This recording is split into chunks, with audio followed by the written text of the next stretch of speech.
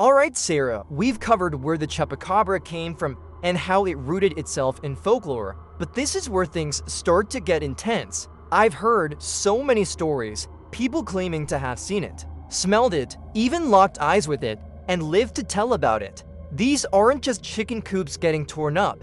These are full-on confrontations with something they say was unlike any animal they've ever seen. And they're incredibly consistent. That's what gets me. You can go from Puerto Rico to rural Texas, down into Honduras, or out to the edge of the Sonoran Desert. And people are describing the same thing: a hunched figure, glowing red or yellow eyes, leathery skin or sharp quills along the back, and an aura of dread so thick it makes the air feel heavy. Let's talk about that dread for a second. You've interviewed witnesses before, right?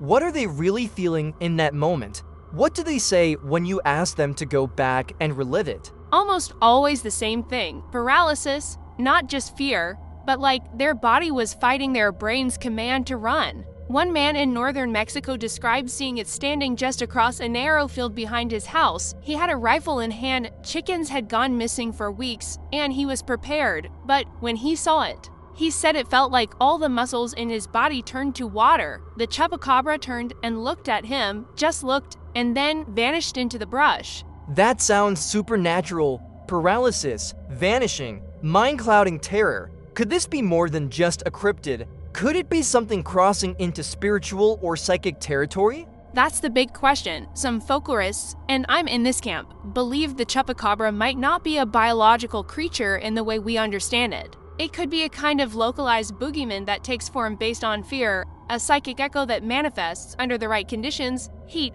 isolation, stress, and especially fear seem to precede these sightings. It's as though the chupacabra is summoned in some way. So it's like fear makes it real? In some belief systems, yes. There's a long-standing tradition in Latin American folklore of spirits or beings that feed off belief or attention. The more you talk about them, the more you fear them, the stronger they get. Some say the chupacabra is less of an animal and more of a symptom of something deeper, something wrong in the land or in us. Okay, let's slow that down. Are you saying it's a reflection of cultural trauma, environmental tension, because that changes everything? Yes, in regions plagued by poverty, government distrust, environmental collapse, these kinds of phenomena often become more visible. The chupacabra becomes a symbol, a monster that drains not just livestock, but hope. And when you're already afraid, when your world is unstable, the line between what's real and what's imagined doesn't just blur, it breaks wide open.